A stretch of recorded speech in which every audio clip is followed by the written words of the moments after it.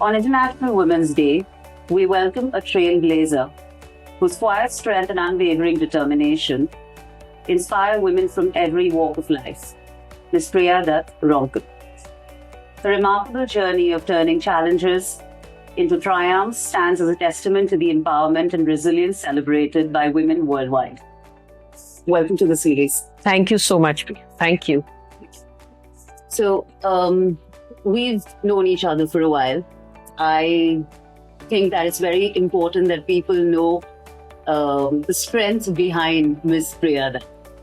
And it would be lovely to know, in your political career, Right. which pivotal challenge as a woman did you face during the leadership that you were,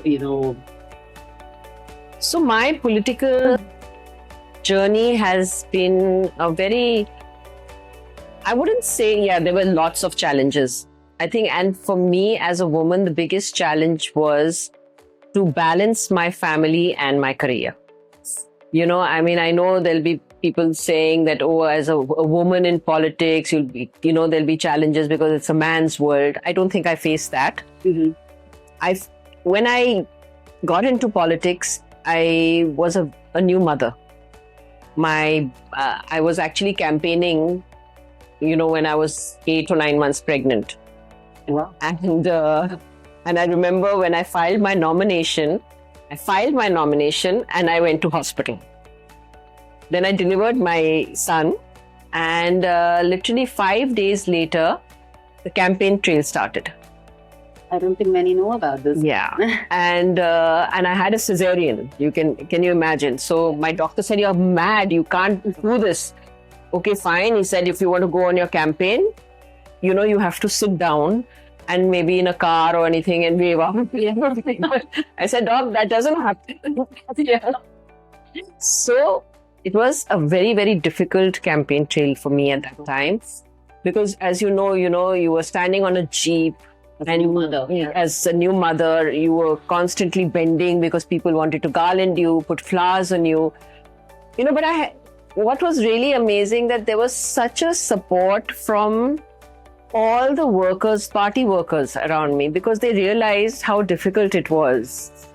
And secondly, it was a very emotional moment because I had just lost my father.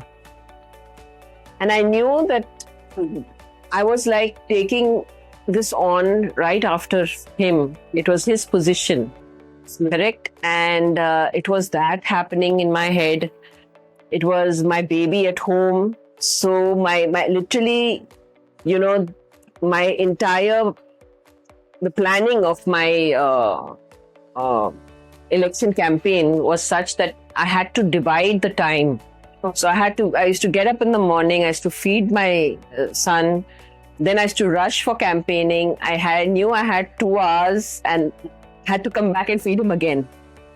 And as you know, as a mother, it is extreme when you're especially feeding your child. It gets so difficult, and it gets so uncomfortable that you can't think straight. Of course not. So that was my campaign trail. And I think that was the most challenging part of my political career. And I had a lot of emotional upheavals, so to speak.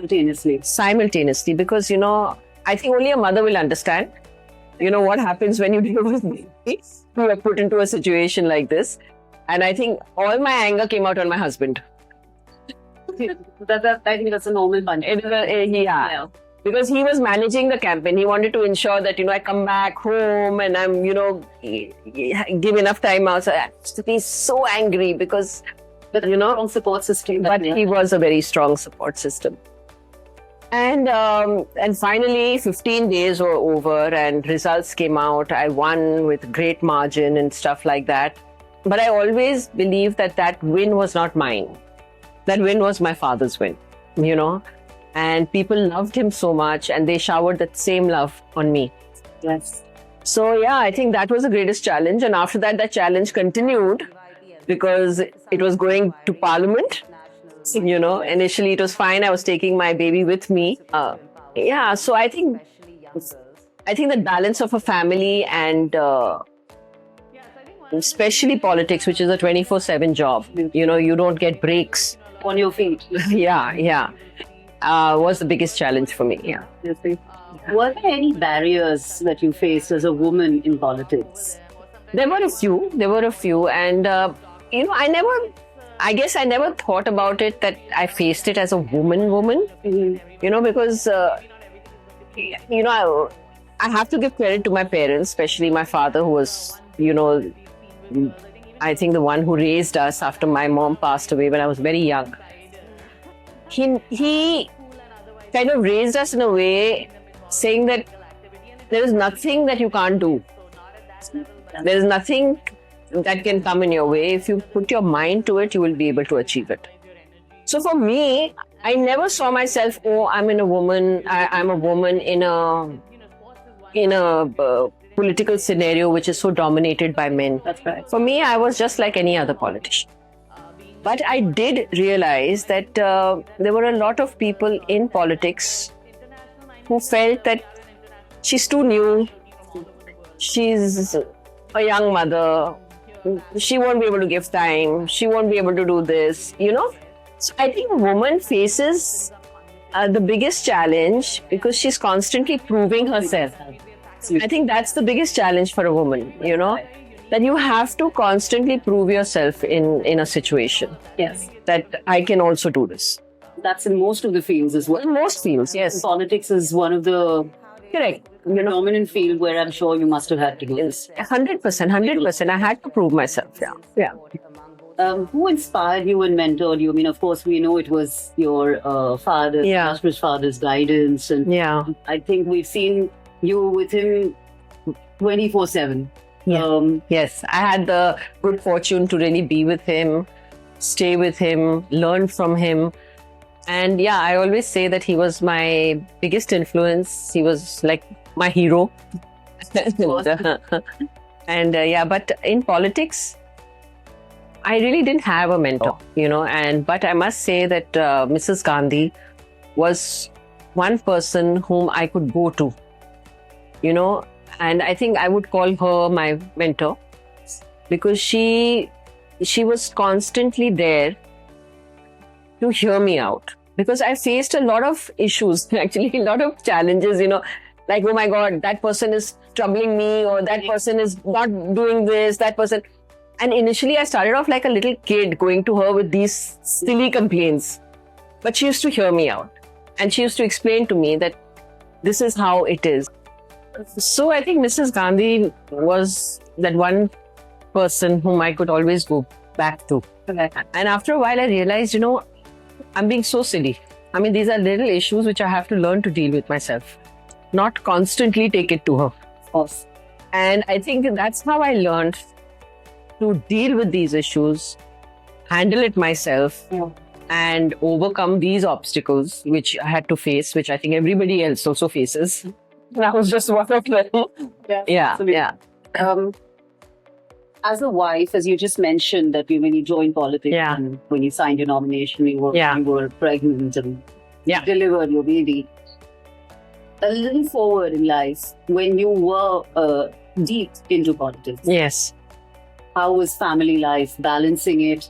Because I think a man's job is easy when it comes to this zone sometimes. But a woman has so much to balance on all ends, and there's a requirement for perfection in everything, which becomes a 24/7 job and is extremely tiring. So how would you balance? So it was very, very challenging. Like I said, I had to be in Delhi, for parliament sessions nearly 6 months of the year, and especially when my son started going to play school, I couldn't take him with me, and he had to be here, and I had to be in Delhi, and I used to wait, for the weekends to happen, because I used to Friday evening run back home because I could spend that time with both of them. Then I used to every time I used to be in the airport, I used to go and pick up some little gift for him and things like that, So they get excited when he gets excited when I come back home. So it was. I think that was the most difficult time for me, and my heart used to break because, it was their growing up years, And I used to feel that, oh my God, I'm missing out so much, in that process, in that phase of their lives. Then 2 years later, I got pregnant again with my second baby. And that was a very, very difficult time for me. It was my brother who was in prison at that time. It was his court cases that were going on. So I had to run back and forth, not just for Parliament, but also, to court, Supreme Court every now and then. So it was a very emotionally draining situation.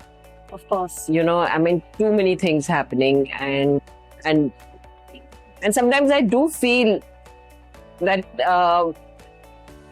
in a lot of this, your family, my husband took a seat because I was doing so much, everything else became a priority also, right? Mm. Yeah, my children, my brother's case, me being pregnant, everything kind of came together.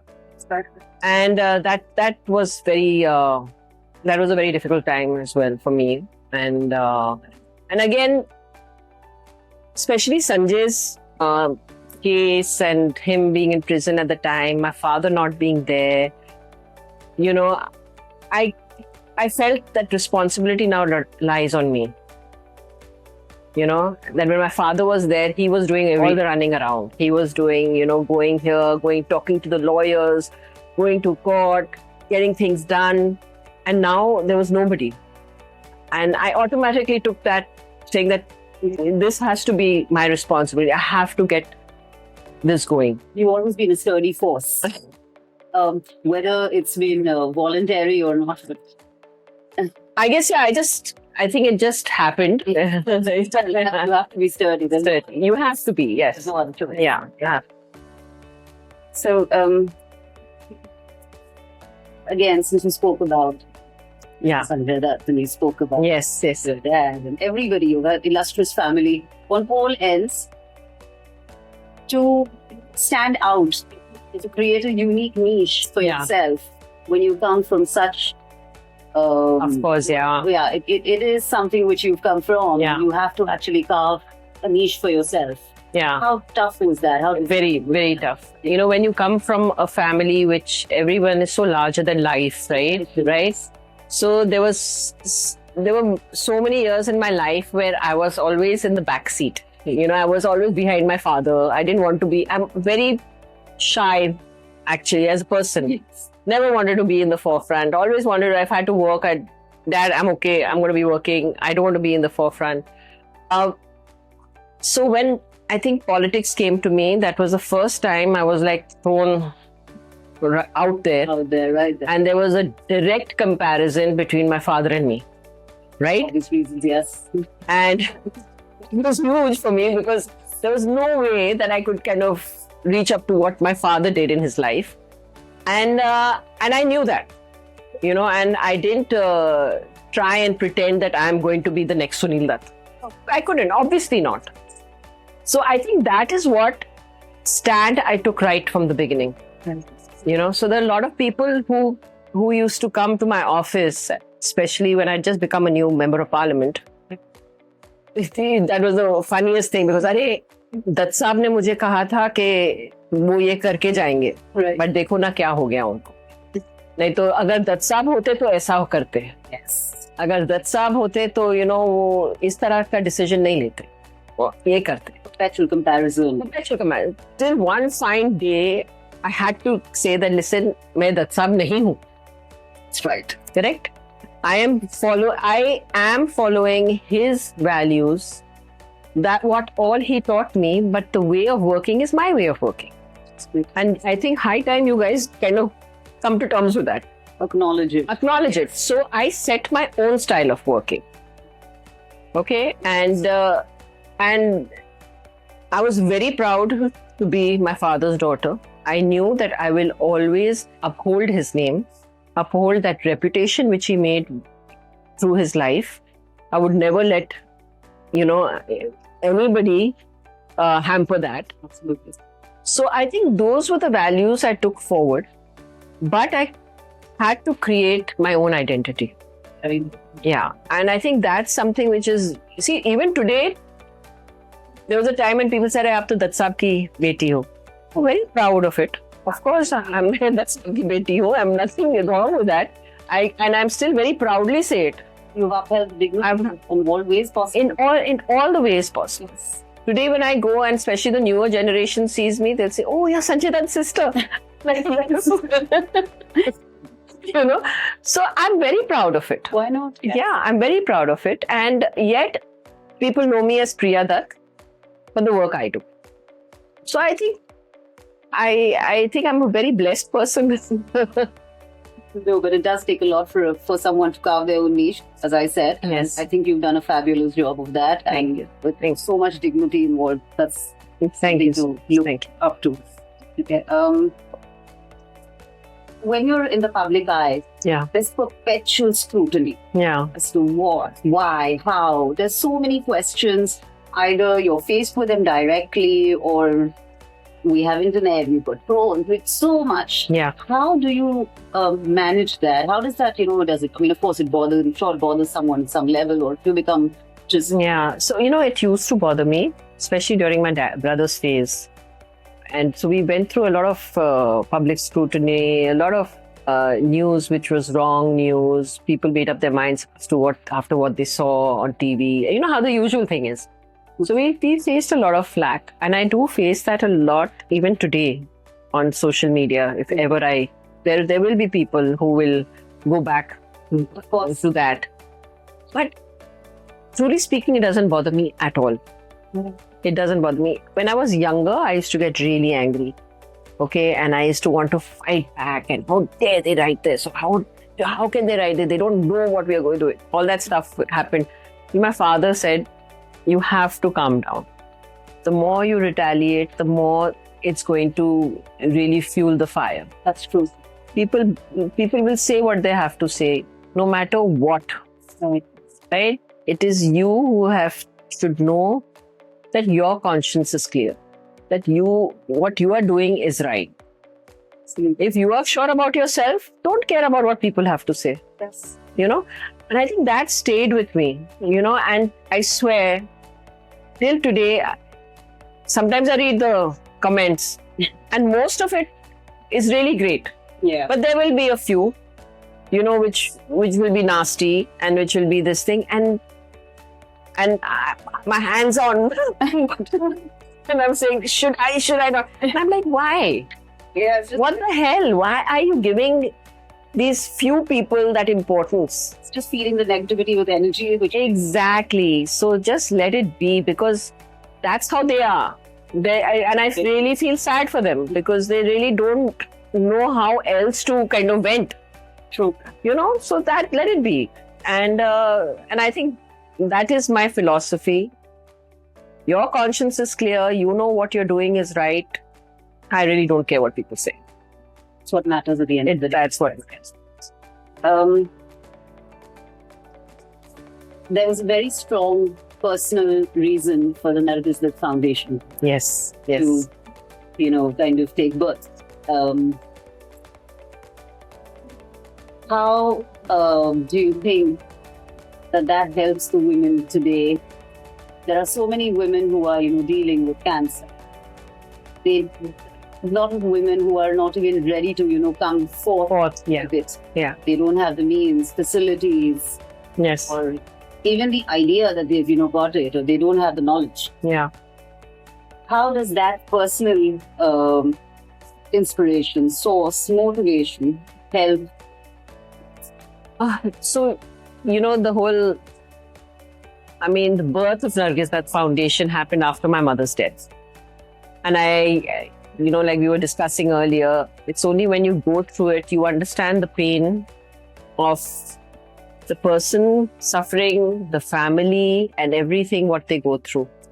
And I think we went through that whole phase. And, but in that whole thing, my mother never wanted to be in the US. She used to yell at my father that, "Why have you brought me here? I wanted to be in my own country." And obviously said there was no treatment there. So she said, can you imagine what must be happening to millions of people in our country who love their wives as much as you love me, or their mothers, their sisters, but they're not able to do anything for them, right? So, I mean, when we go back, she said, when we go back, we must do something for the people in India. Unfortunately, she never lived to see it. But after she passed away, we set up the Nargis Dutt Foundation in the US. My father did, along with the Indian community there. So it's been 42 years now, and they initially started equipping rural hospital with cancer care equipment and cancer diagnostic equipment. Tata Memorial Hospital's first ICU was also funded by the Nargis Dutt Foundation. Yeah. Then Barsi is the Nargis Dutt hospital there in Barsi, which is today is one of the biggest rural research hospital. So there was a lot that was done, and of course, my father, me, we don't publicize anything too much. It's that quiet work that continues, because that's something you're giving back. You don't have to make a big shusha out of it. 100%. It is, people know, and their lives have been touched. We know that it's made a difference to millions of lives in our country. And we continue to do that. And so now, when I took over about 24 years back with Nargis Dutt Foundation, we continued the same work. We also said that now we have to start raising funds in India as well. It's very important we do that, because India is a very well-equipped country today, where hospitals are concerned, where doctors are concerned. The need is not equipment alone. The need is intervention, where patients' treatments are concerned. Patients tend to abandon their treatment because of lack of funds. And we wanted to really be that intervention to ensure that patients don't do that. So we started working very closely with Tata Memorial Hospital, and now we've expanded and started working with other hospitals in other areas of the country. We are hoping to kind of really spread that network, and connect with a lot more hospitals. So that's how we started. Something again which was very close to my heart was education. So we started doing scholarship programs for kids from the 7th to 8th grade to higher education till the time they get their jobs. And Priya, I can't tell you, that was the most satisfying thing for me, and majority are young girls coming from the most difficult backgrounds. And you can actually see and realize, and we realize the potential our country has in these children, and all they require is an opportunity. And we're a young country. And we are a very young country. And these are these young girls, and today we have also a Nargis Dutt Foundation alumni with us. Wow. Can you imagine? And we have these kids who are working in big corporate companies. One is in Germany, one is in Toronto. One young man has got a full scholarship in Saudi Arabia as an aeronautical engineer. One is in cyber security. There are doctors, there are CAs. So these kids have literally transformed their lives, their families' lives. And, and I'm telling you, if you even see their backgrounds, hear their stories, it is so inspiring. It is so inspiring. Certainly, it does sound inspiring, but I really feel that you need a beacon of light to kind of take you there. I think you just that foundation has been that for the kids, for, of course, the cancer patients. In fact, there was one article that I had read that there was a cancer patient who was not given his pension, and we just found out he had cancer. Yeah. And he had to commit suicide because he could not afford his treatment. Yeah. So that I feel is so important when you have foundations like this. Yes. When they are spoken of, there are so many people don't even know that these foundations exist. They don't. And you know what? Another great thing is that people call us from all over India. Exactly. Saying that. And my first question: "Aapko kaise pata chala hamare bare mein?" So they saying नहीं उन्होंने बताया कि Nargis Dutt Foundation आपकी मदद करेगी. So word of mouth spreads, And it's important. and it is important. And so we don't only give them money. Absolutely. We counsel them as well. Which is required. It is most important. Because, as I said, there are people who just don't know what is. They don't know. I mean, it hits you out of the way. Yeah, we are educated people. When someone from our family is detected, we will do all the research. We will talk to the doctors. We'll ask questions to the doctors. A person comes from a village, he doesn't even know what cancer is. His only thought is that I've got cancer and that means it's death, or it is so expensive I'll not be able to even look at treatment. That's So yeah, it's creating an awareness is very important. Counseling is very important. There's so many things that go into it. Yeah. absolutely. Yes. There are many hidden challenges, especially for women. Yeah. Not only women, of course, but when you talk about women who have cervical cancer, Yeah. breast cancer, there are so many things that a woman has to deal with. On the counseling front, as we Yeah. know, what would be your message for the women who are either undergoing it, going through it, or caregivers? Yeah.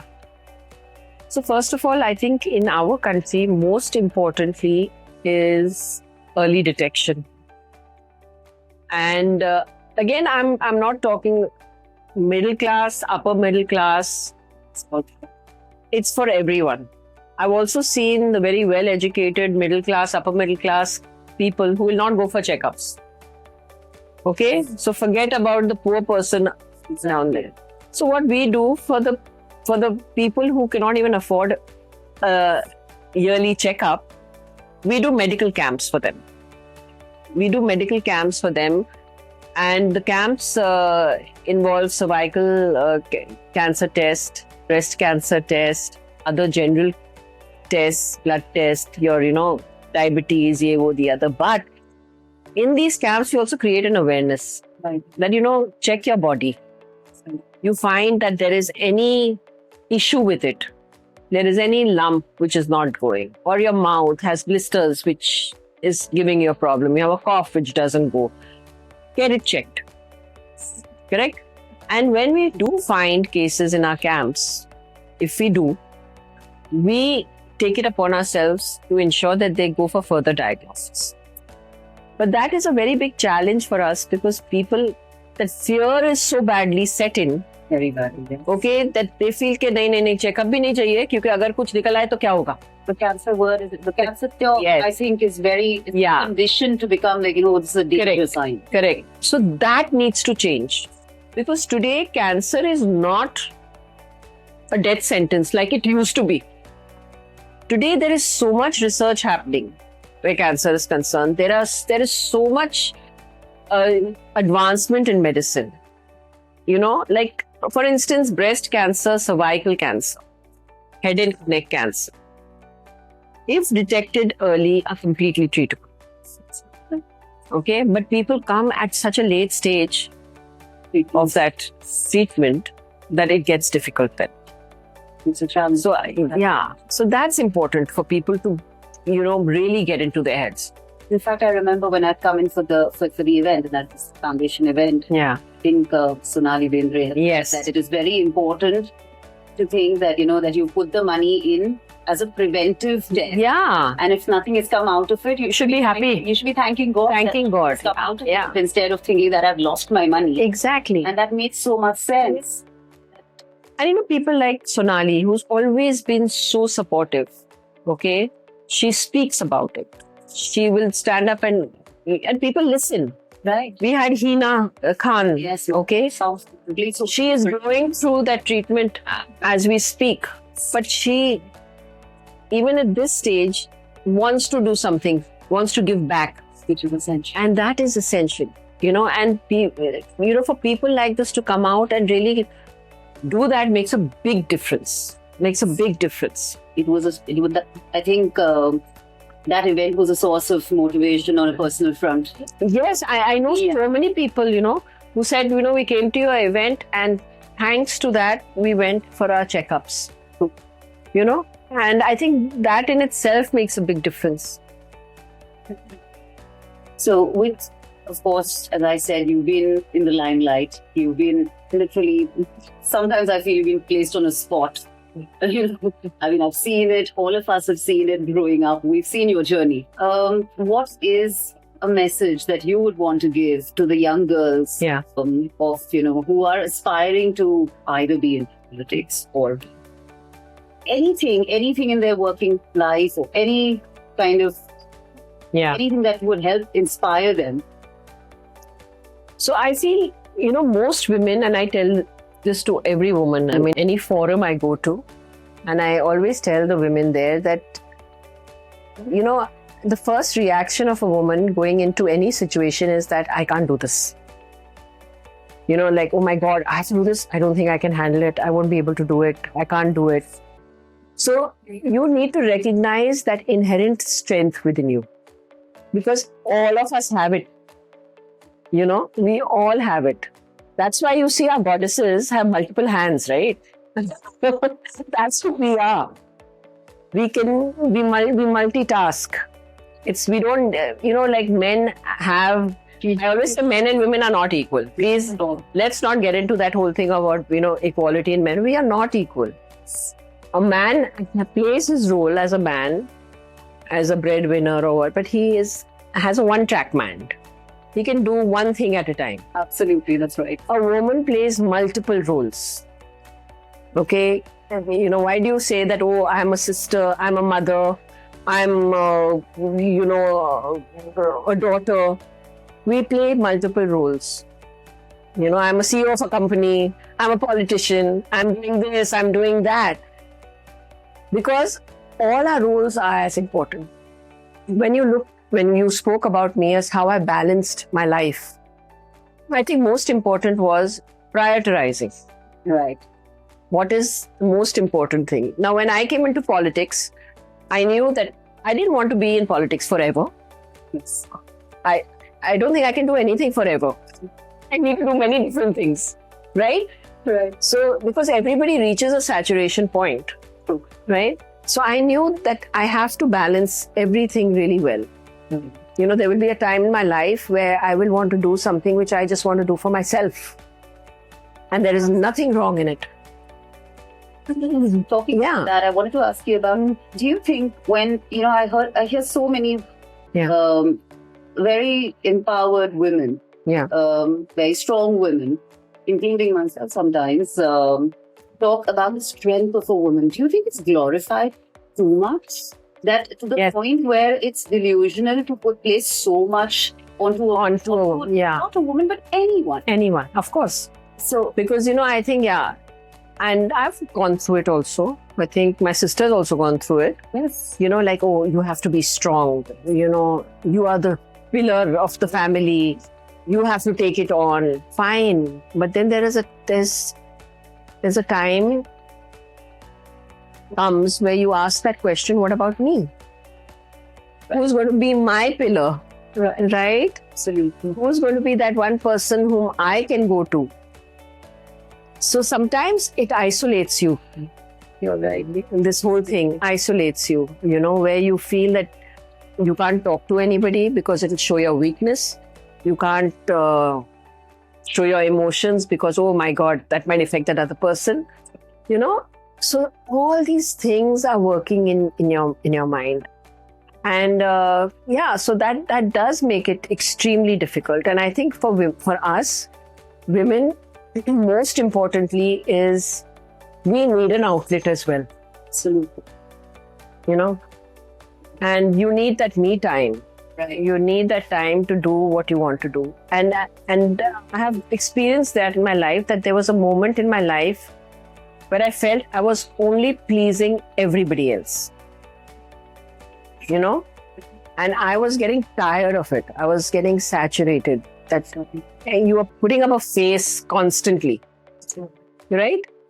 And then there comes a time, and really, where you say that I've had enough now. Yeah. Sure, every woman resonates with that. Yeah, I'm sure they will. I'm sure they will. Thank you. Thank you for your time. Thank you for all the, insights that you've given us. And it's always such a pleasure talking to you. Nice. Thank you very much.